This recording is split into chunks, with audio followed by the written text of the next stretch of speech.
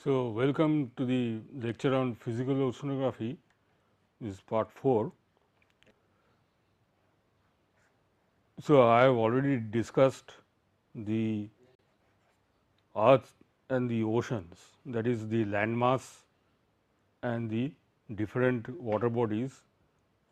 So, today we will discuss more about the ocean sediments.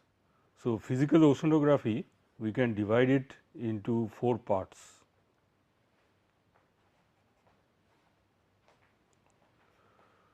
So, for our discussion, let us divide physical oceanography into 4 parts. So, the first one which we have already discussed is the earth, that is the continents of the earth, the ocean crust, how it is formed, this we have already discussed. So, this and next is the water mass, that is the Atlantic Ocean, the Pacific Ocean, the Indian Ocean. So, these are the basic oceans which last class we have discussed. So, these constitute oceans. Now, today most of the time I will speak about sediments which constitute the ocean floor. So, ocean floor that we have already discussed that it consists of the continental shelf, then slope, then ocean basin, ridges, trenches and all that. So, these basically make up what is called the bottom profile.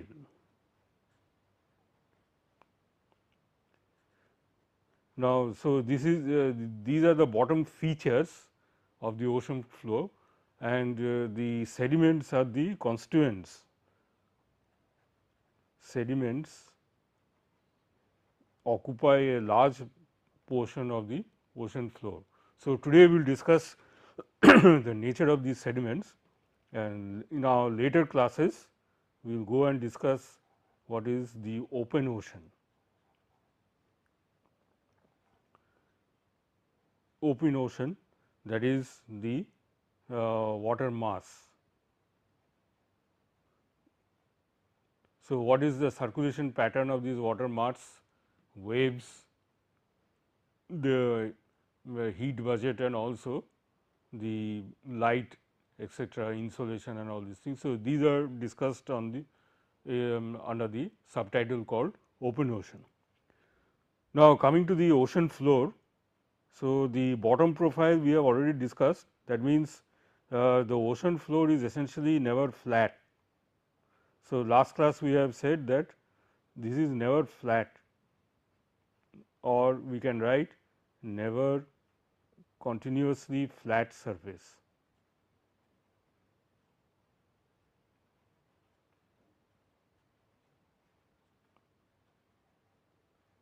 So, this has to be borne in mind, and as a result of this there is circulation and changes in the a lot of changes takes place on the bottom features. Changes take place on the ocean bottom features.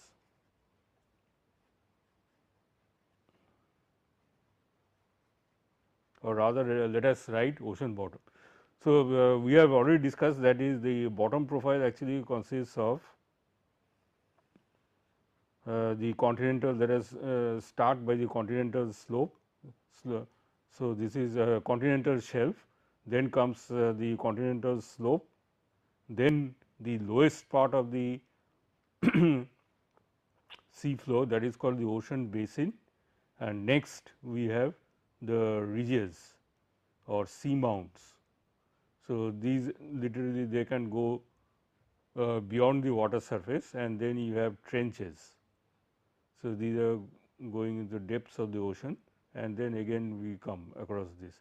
So, if this is the water sea level, so then these are the bottom features. So, this part is called the shelf. Then this is our slope, and the lowest part is called the basin, and this is a sea mount or a ridge, then we have trench, etc. So, these are some of the prominent features of the ocean bottom. Now, here we can see that the the slope has the minimum depth. So, most of the offshore activity takes place along the along the shelf. Slope actually here actually the slope is 1:500 on the shelf, and on the slope it is 1:20. So, the slope, the gradient is quite large. So, in this region actually the offshore structures cannot be located, especially in this region, and of course, the basin is very large in depth. So, here we can see the depth can be as high as say 10 kilometers or 11 kilometers. That is the largest depth on the trench. So, here actually the water mass now on the in the sea level, that is on the surface, we can see the waves. So, waves normally occur wherever there is a difference in the density of the two media. So, here we have air and this water. So, here obviously there will be waves. Now, waves do not occur to a large to a greater depths. So, as one goes down below the surface, obviously there is no waves. So, because there is hardly any change in the density. But the circulation of circulates, the circulation also takes place vertically, because of changes in slight changes in the density or occurring because of the difference in the pressure. So, circulation can take place in this fashion. So, here we can see that this seamount or this island whatever, it is obstructing this flow in the basin. So, these seamounts or the ridges, seamounts, or sometimes these are called ridges, they act as barriers. They act as barriers to the circulation pattern, or we can write to the flow of water, that is the circulation. So, this is to be noted that the circulation, there are barriers because of this. Now, coming to the this is one of the features of the ocean floor. Of course, I have not started talking about. So, this constitutes your ocean floor, that is the bottom profile. Now, next coming to the sediments. Now, the sediments are the constituents which make up the soil on the ocean. So, sediments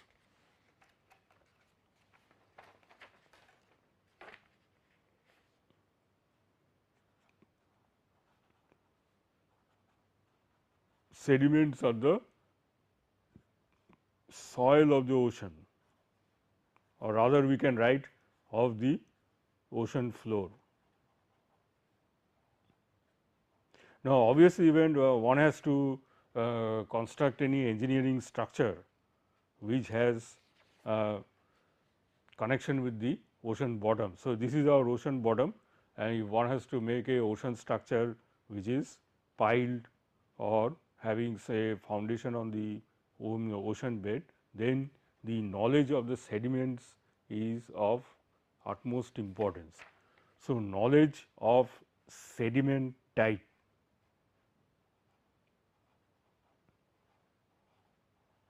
knowledge of sediment type. So, this is very important, that is the type of sediments. So, this sediment type is essential for construction of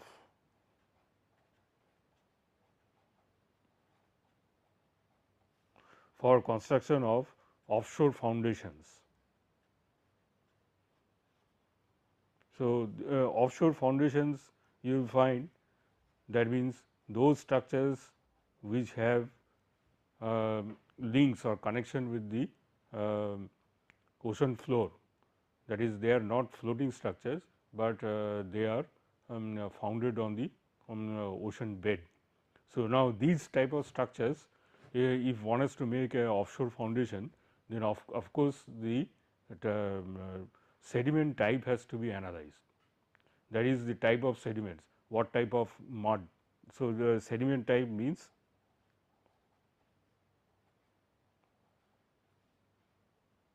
sediment type is type of clay or mud. Essentially, this boils down to this in the layman's language. So, type of clay or mud. So, these has to be analyzed. So, what is the bearing capacity, what is the frictional resistance, what is the cohesive strength. So, all these things they have to be studied from the type of sediments. So, actually marine sediments, they are somewhat different from land sediments or sediments that we normally found, that normally are to be found on the river bed. So, marine sediments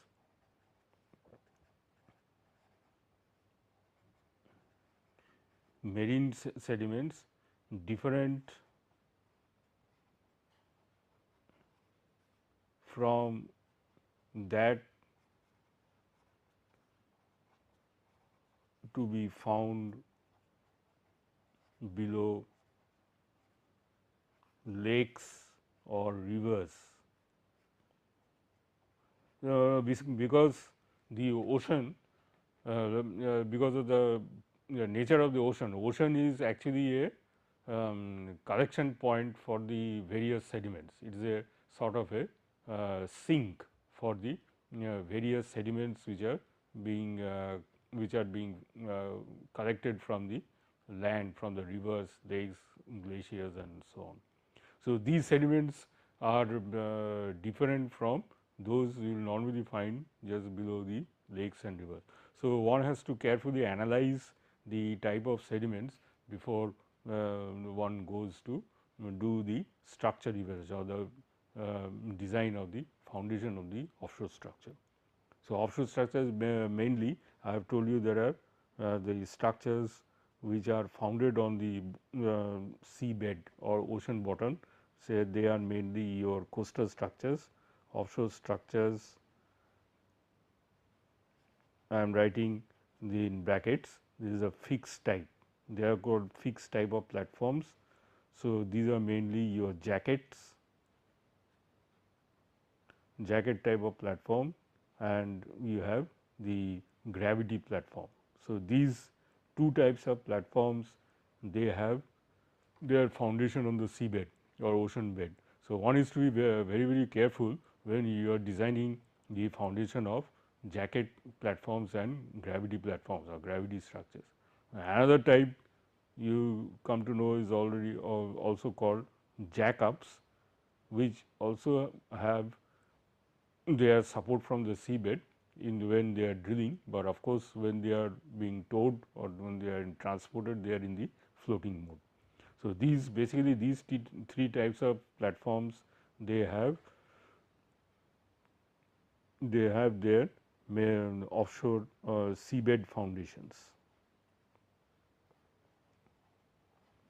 So, a careful analysis has to be made of the soil type for these foundations before one embarks on the foundation design of these structures. And of course, based on the foundation design, the other parts will be designed. So, this one has to know. Now, coming to the sediments, I have told you that sediment types are like this clay or mud. So, we will come across brown mud. Now, this brown mud, the mud is you find there are of three varieties.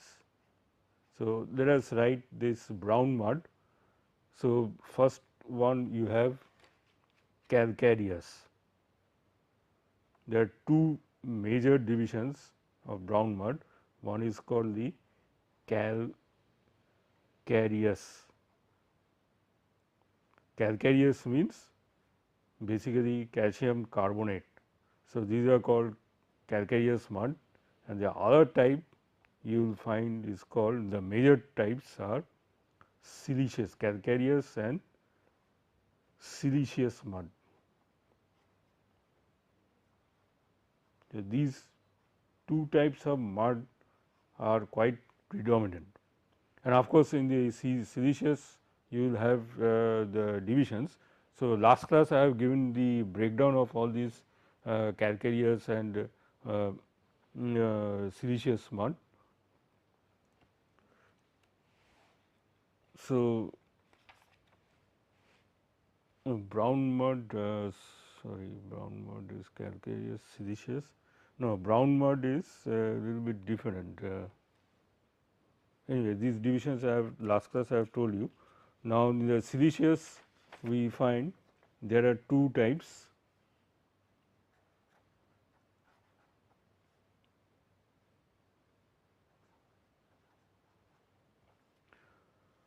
Siliceous consists of diatoms. So, last class this was discussed, what is a diatom.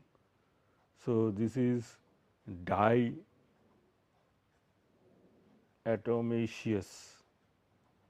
and the other one is called radiolarian. So, these types I have discussed radiolarian. Now, radiolarian are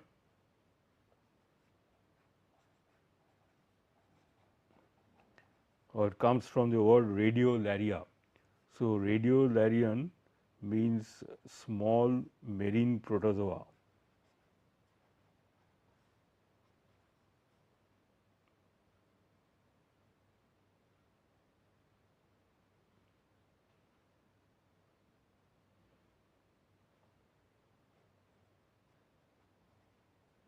So, last class we have talked about these small protozoa. They are radiating thread like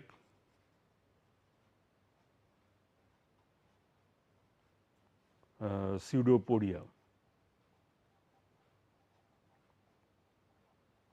So, here the brown of course, the brown mud I think there are actually this there are three types, as last class we have said that brown mud is one type, then let us make this two, this is calcareous mud and there is small correction, then this can also be siliceous. Now, in the calcareous of course, is mainly calcium carbonate, then we have the siliceous, under the siliceous varieties we have diatomaceous and radiolarian, marine protozoa radiating thread like pseudopodia, and the diatom is consists of diatoms. Diatomaceous mud consists of diatoms. So, these are derived from planktons.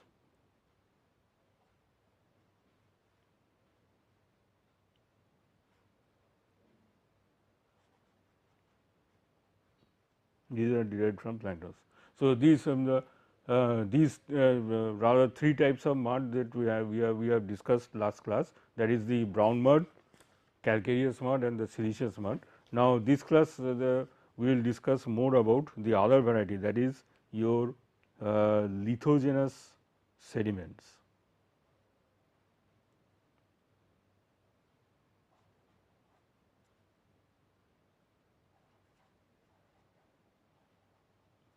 What are these sediments? These are called lithogenous sediments. Now, lithogenous means it has come from this word, from these are essentially rock derivatives.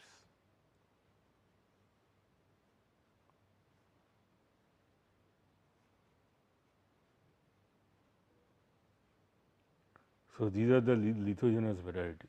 Now, wherever you find this rock, so obviously, this is going to be a very hard type of sediment.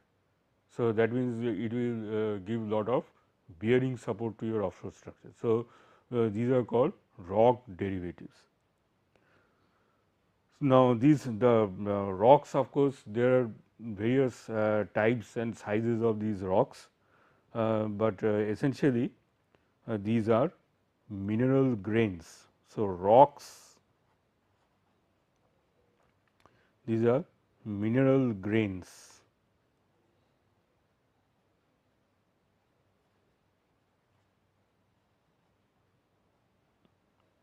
or rock fragments.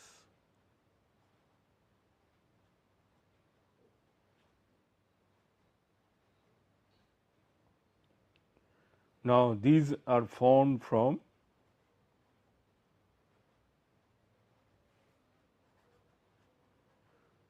breakdown of continental rocks.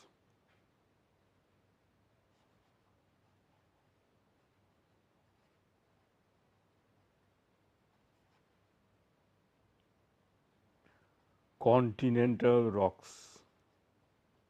Now, how these rocks are broken down? So, continental rocks are broken down by the action of moving water. Continental rocks,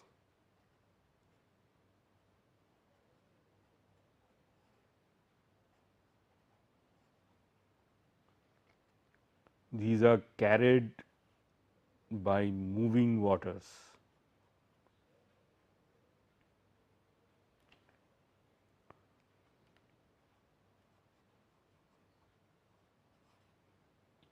Carried by moving waters from where?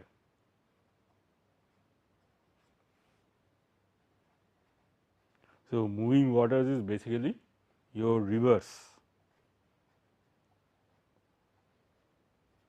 carried by moving waters, that is your rivers from mountains. So, obviously, in the mountains we will find rocks, and wherever in the mountains you will find glaciers or rivers. So, they carry these rocks onto the sea. So, this process is called erosion.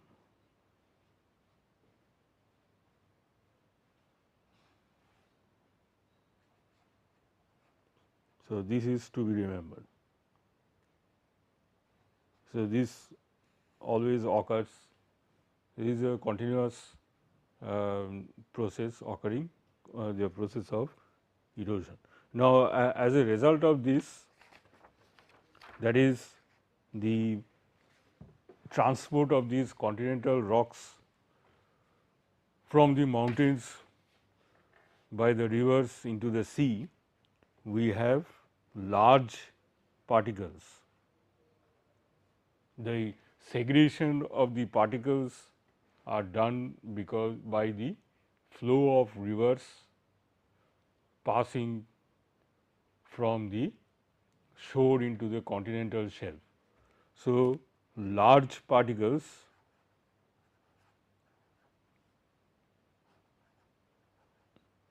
now obviously the rock varieties that I was talking about, they are not of a single size. There will be large size, small size, and very small size you will find those are called the sand particles. And sand also, there will be number of types of sand, the coarse sand, fine sand, etc., and all these things.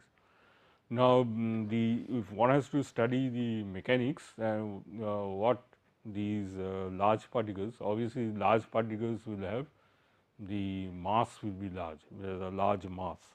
So, they will never be floating or suspended in the water. So, they will try to settle down.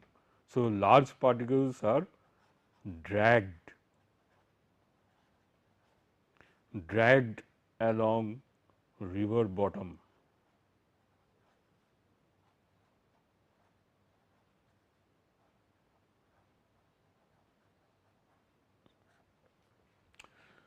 So, they are to be dragged along river bottom by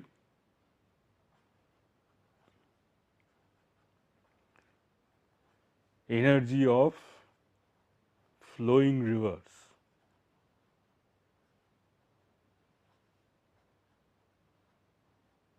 So, large particles are to be found, mostly the large particles you will find near the coast.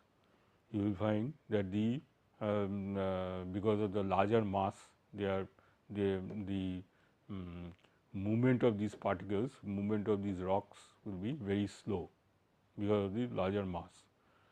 And when the river flow increases, they will try to go towards the outer shelf.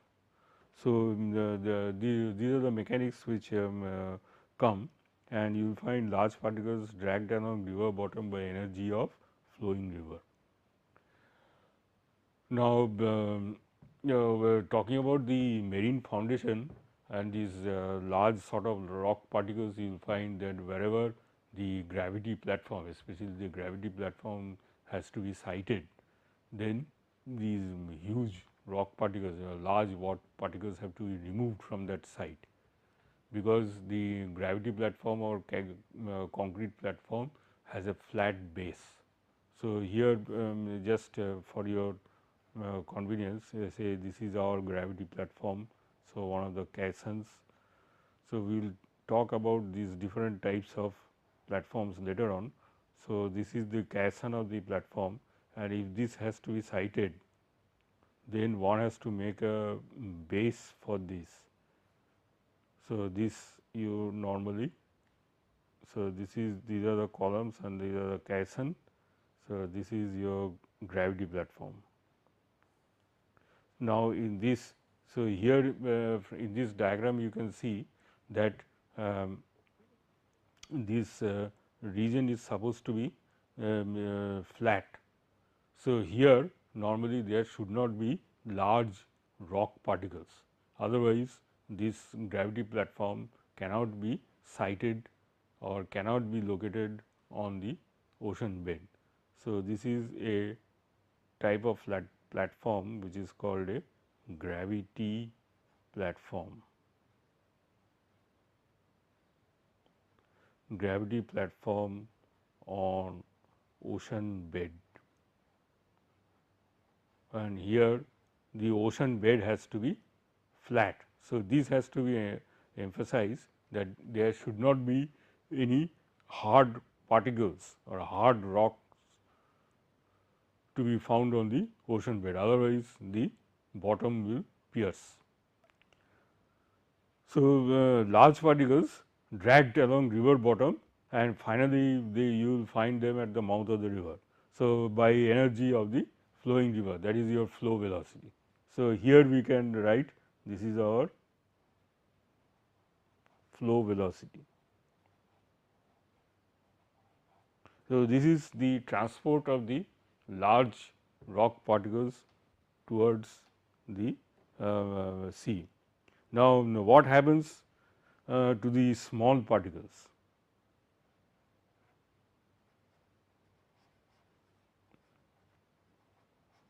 Now, the small particles actually they are in the river, So, they are also flowing with the water. So, they are not having sufficient time to settle. So, small particles they remain suspended.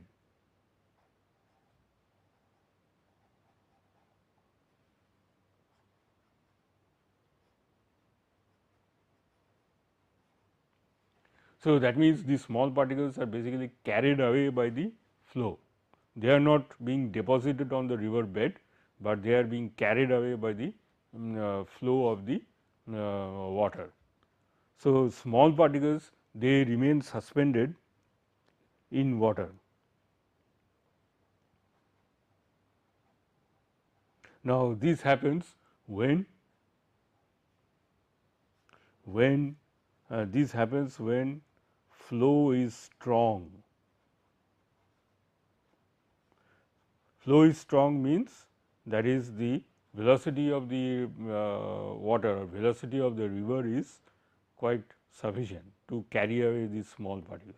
Now, if there is no flow, that means these small particles we tries to settle on the river bed. So, this one can observe, you just take sand, very fine sand, you take a beaker and you find that it is over a large period of time it is a settling. So, that means one has to purify the river water. So, first thing that we do is, first thing in the water purification that is done, you take the river water on a settling tank, and there of course, the water remains for a large time and the mud or the small rock fragments settles at the bottom. So, basically in the settling tank there is no flow velocity, but here you will find in the river there is a flow velocity and these small particles are carried away. So, they are suspended in water and they are being the flow carries them away. Now, when the when flow, that is particles are deposited, particles means here particles means the rock fragments. So, particles deposited when flow is weak.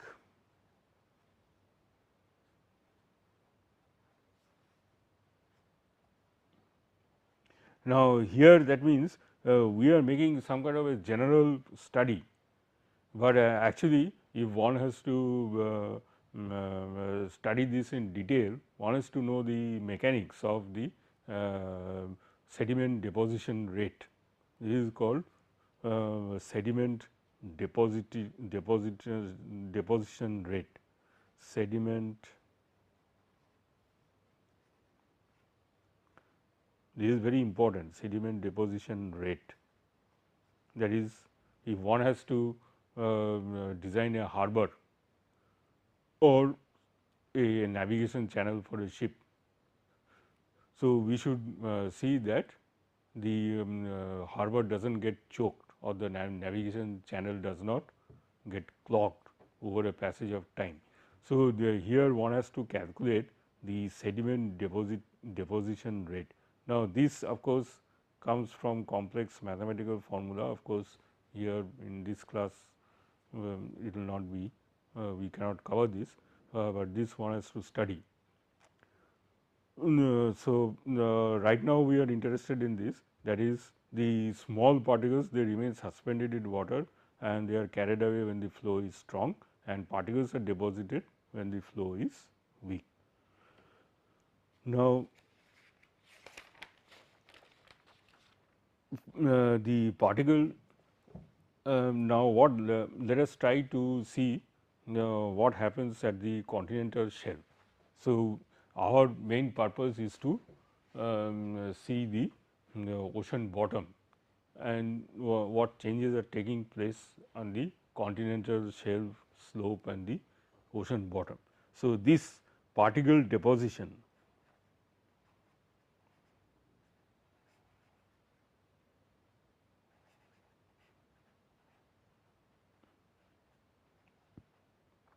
so, these are essentially we have termed that these are rock fragments. These are rock fragments and we have found out that large particles, now this is to be noted, large particles. So, large particles because of greater weight or mass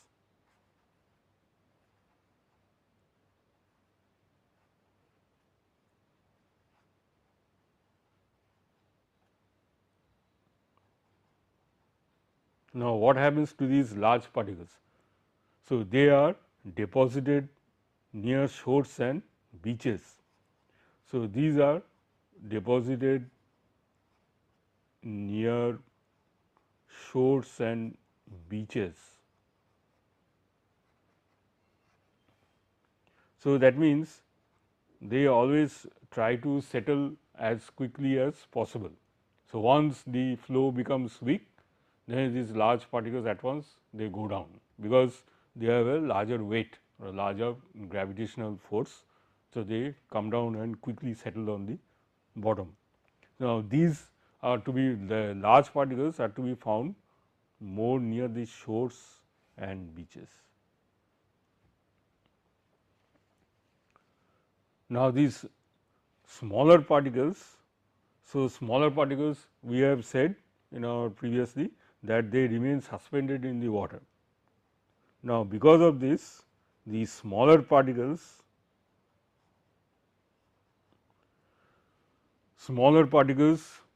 are deposited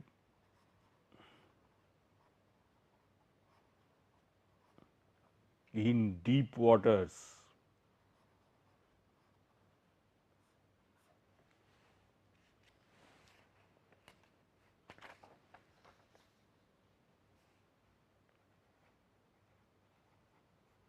So, that means deep waters is beyond the continental shelf region.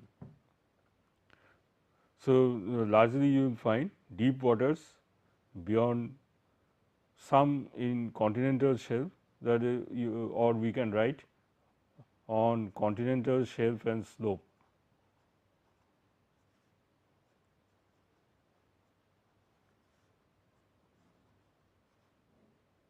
Sorry, continental shelf and slope. So, you one finds the larger rocks near the coast, near the shoreline, but you go farther away from the shoreline. So, this is our continental shelf and this is the slope. So, near this large particles will come, large particles are to be found. And one goes more and more deeper into the waters towards this point is called shelf edge. And this is our slope and this is the shelf. So, large particles you will find here, smaller particles you will find away on more outwards towards the sea on the shelf and near the slope. So, here one finds the small particles.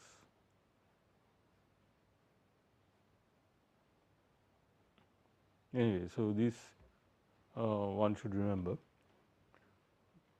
Now, this part of the shelf, this is the continental shelf, is influenced by what?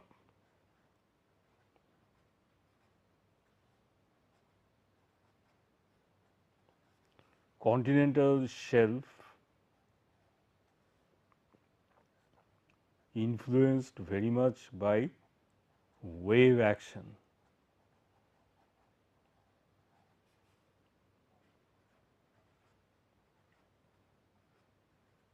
Influenced by waves and currents. So, this especially in this region you will find a lot of wave action occurs on the shelf. So, shelf and to some extent the slope in this region also lot of wave action takes place.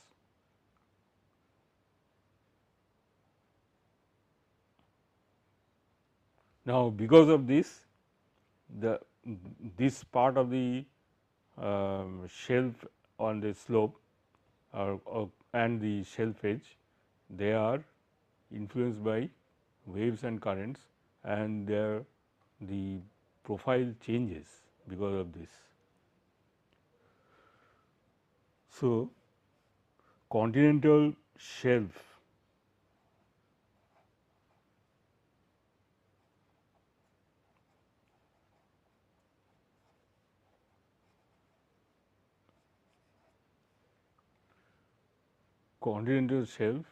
and the shores,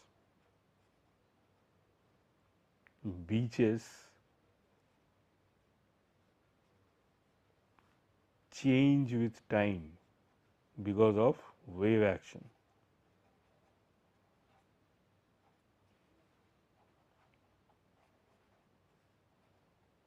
So, that means this is a dynamic situation, that is never you will find the length of the beach or length of the shore or the extent of the shore to be fixed, say few hundred meters from your the land. So, it can be 100 meters or 50 meters. So, it changes. Now, this change takes place because of these waves and current, more by waves. So, this is to be noted that the shoreline features, they change with time.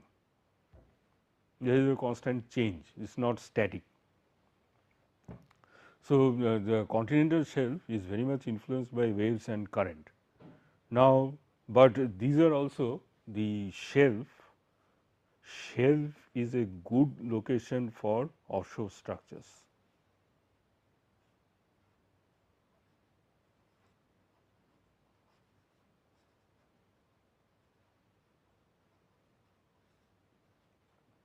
Is a good location for offshore,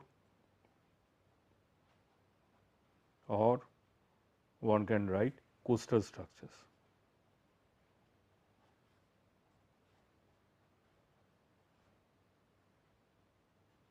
Why? Primarily because the reason is, that is, the depth of water is low, that is shallow water, and of course, the shoreline dynamics will be there, but primarily because of less water depth. Less water depth and less slope. So, these are the two primary reasons if one can go for building an offshore structure in the continental shelf. So, in the continental shelf one finds your jacket platform, etc., jackups, jacket platform, and all these gravity platforms will be there. Now, the another important thing is that is the coming from the shelf, as we go farther out into the open ocean, you come across the continental slope.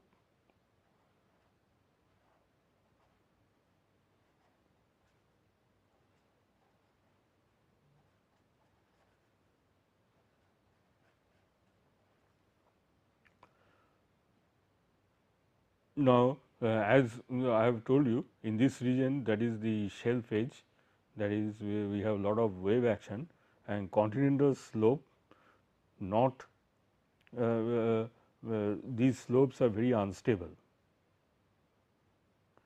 Slopes are unstable because of wave action.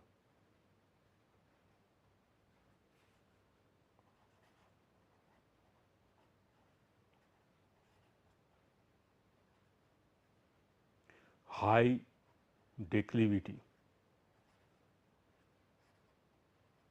So, obviously, one should not go for any location of offshore structure on the continental slope.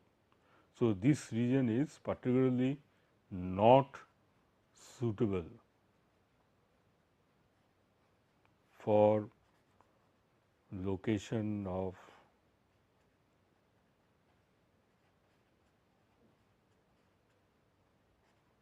offshore platforms. So, this is to be noted. So, most offshore coastal structures one should find on the continental shelf, and these slopes, slopes are very unstable because of wave action, high declivity, and sometimes you will find mudslides.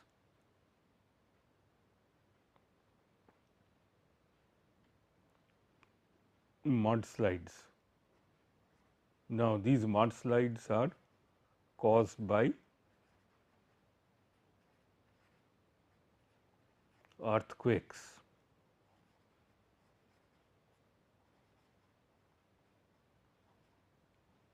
drilling from platform.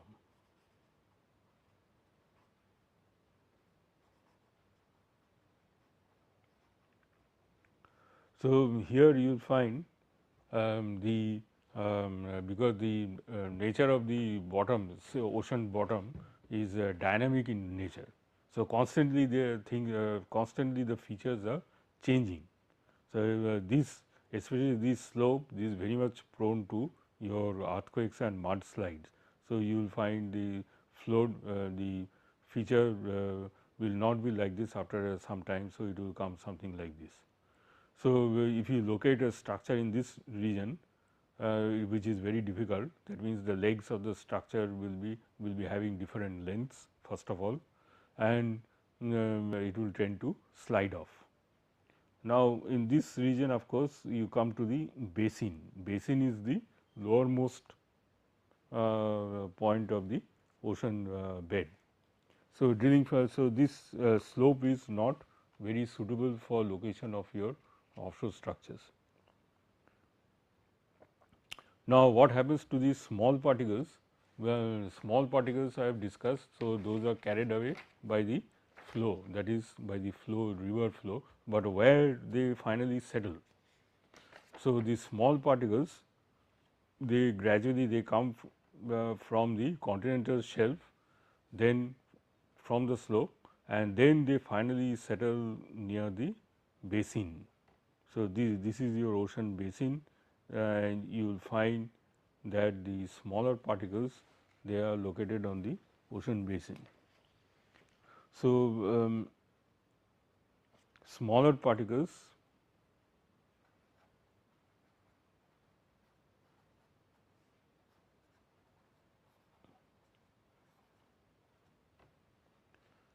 now the settling on the ocean basin does not take place in few years, it will take few thousand years.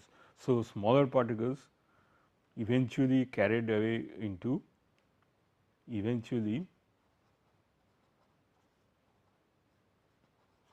carried away eventually carried away to ocean basin. So, this one finds you will find in the ocean basin, and these form what is called a fluvial deposit.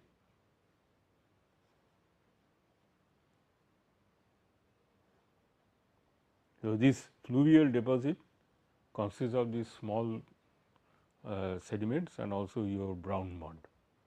So, here consists of largely these two types.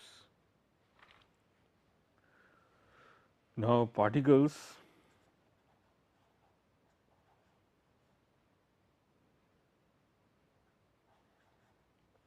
less than half mu meters or half I think micrometers 10 to the power minus 6 diameter.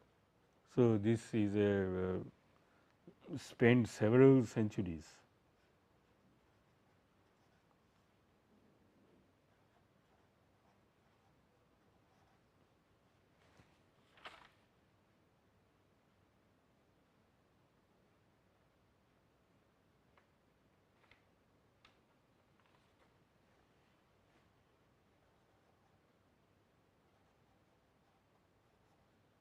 So, these particles they spend several centuries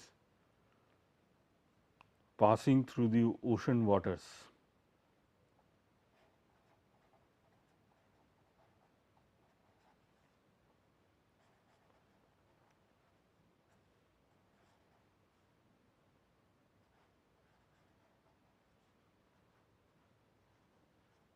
And finally, settling on the ocean bottom.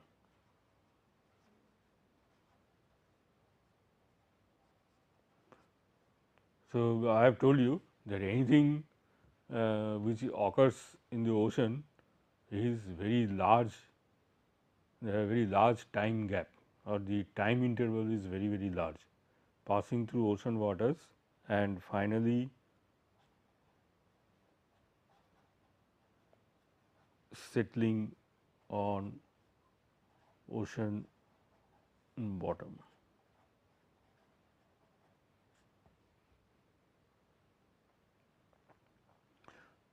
Now, a thorough study has to be done about what we have just now described is called sediment transport.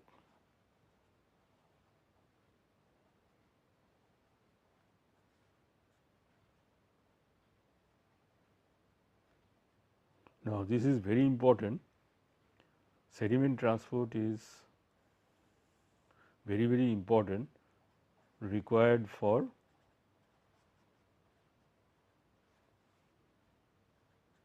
design of coastal structures.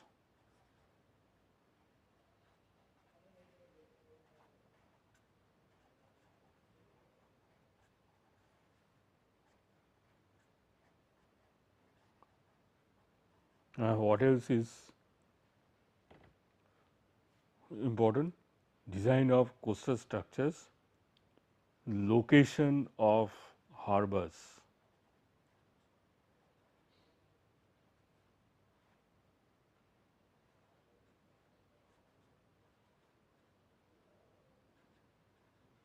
Location of harbors, and the last one obviously is harbor maintenance.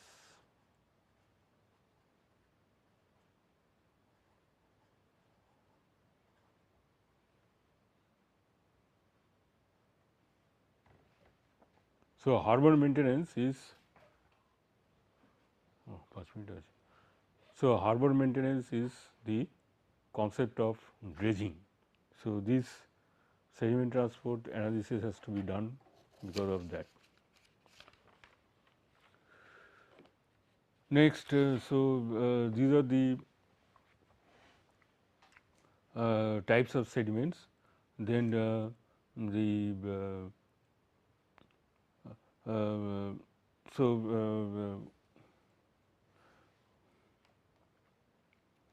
so just one comes to the statistic. So, 1 inch of the sediment, that is 1 inch is 25 millimeters, takes say 25,000 to 2,50,000 years.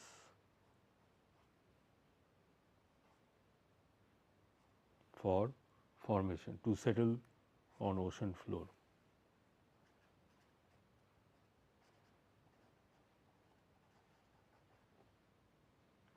Now, besides this, we have glacial sediments, that is coming from the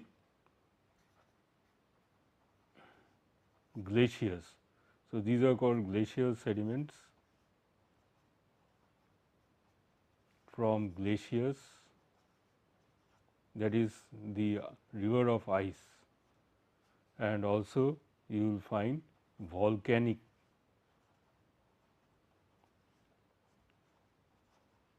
sediment from deep sea volcanoes.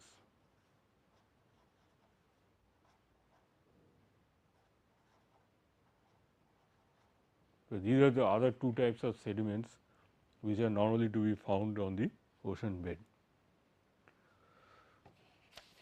So, besides this, we have the in the last class I have to say other thing is on the continental slope you will find turbidity currents.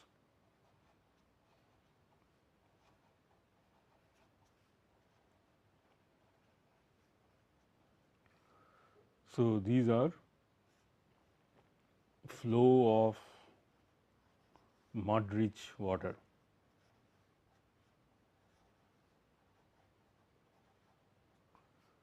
Speed one can have in the turbidity current is 20 kilometers per hour.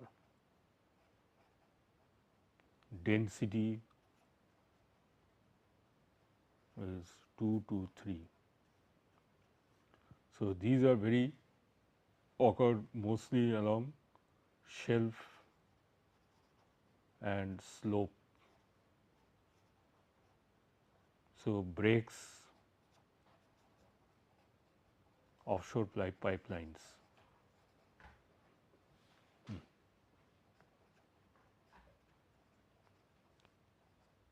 So, these are to be noted, and the three types we have already analyzed, that is the calcareous variety.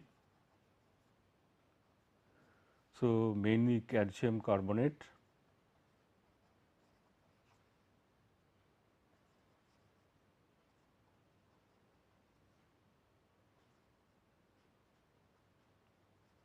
then we have siliceous. So, this is mainly opal, that is hydrated silica.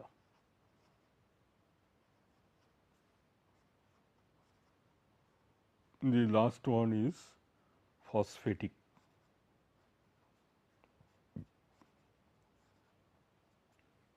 So, these are mainly from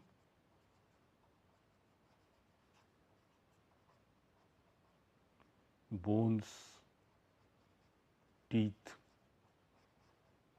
then you have scales of fish.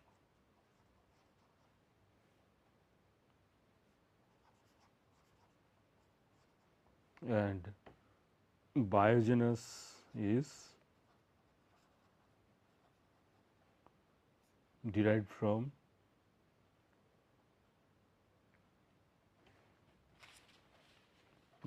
these three, I think they constitute the biogenous sediment. So, these three we have, they are called biogenous sediments. Now, one thing is to be remembered, that these should be constituents should be greater than 30%, biogenous constituents or bioconstituents.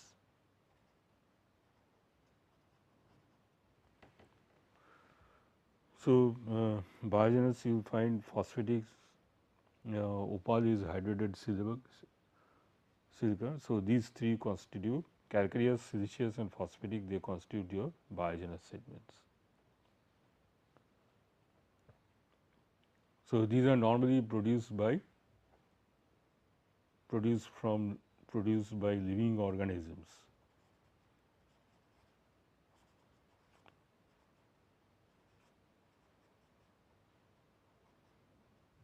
On sea surface.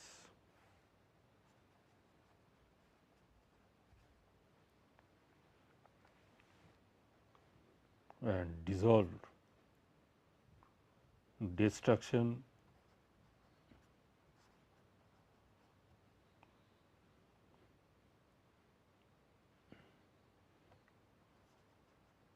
caused by